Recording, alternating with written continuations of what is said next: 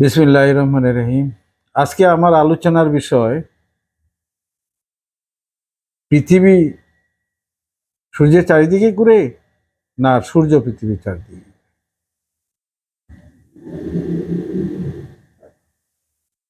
এই বিষয়টি আলোচনা করতে গিয়ে আমি প্রথমেই বলছি যে আমি দীর্ঘ 25-30 বছর গবেষণা করে যে বইটি লিখেছি, একটি হলো আগামী দিনে নিউটন, দ্বিতীয়টি হলো মহাকর্ষে আদি উৎস ও গ্রহ নক্ষত্রের ঘূর্ণন।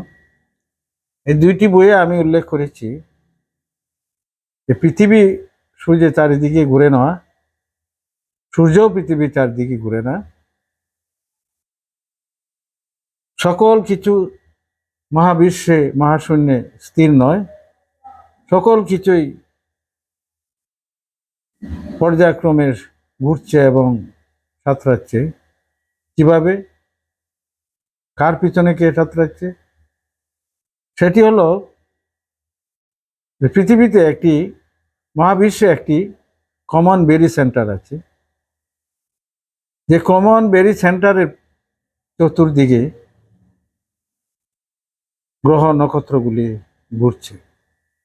সেই হিসাবে কমন বেরি সেন্টারে পাটে সূর্যও ঘুরছে, চাঁদ ঘুরছে, পৃথিবী ঘুরছে, মঙ্গল গ্রহ, যত গ্রহ আছে নক্ষত্র আছে সবগুলি ঘুরছে কমন বেরি সেন্টারের চতুর্দিকে। সুতরাং এই কমন বেরি সেন্টারের চতুর্দিকে ঘুরতে গিয়ে সূর্য পৃথিবীর চারদিকে ঘুরে, পৃথিবী সূর্যের চারদিকে ঘুরে কোনো সময়, এভাবেই ঘুরছে। কিন্তু নির্দিষ্টভাবে পৃথিবী সূর্যের চারদিকে ঘুরছে এই কথাটাই ঠিক নয়। সূর্য পৃথিবীর চারদিকে ঘুরছে এটিও ঠিক নয়। সব কিছুই একটি কমন বেরি সেন্টারের চারদিকে ঘুরছে। আজকের এটাই আমার বক্তব্য, এবং এই ব্যাপারটি নিয়ে আমি আমার লেখা আগামী দিনের নিউটন বইয়ে আমি বিস্তারিত তুলে ধরেছি, এবং মহাকর্ষে আদি উৎস ও গ্রহ নক্ষত্রের ঘূর্ণন বইয়ে আমি পরিষ্কারভাবে তুলে ধরেছি। আপনারা যারা এ ব্যাপারে জানতে চান তারা আমার এই বইগুলি সংগ্রহ করে দেখতে পারেন।